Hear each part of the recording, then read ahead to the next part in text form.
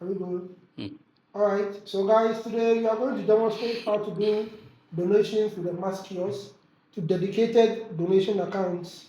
Okay, so under our home screen, we select our language in English, we come to other services, and then we select donations. So you put in the account number of whichever fund you are donating to, you enter, then you select the amount you want to donate. Because we are in Ghana, the currency is in Ghana cedis.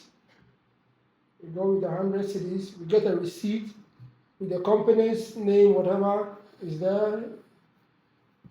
Next, you put in your card.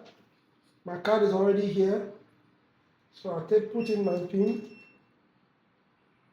and I enter.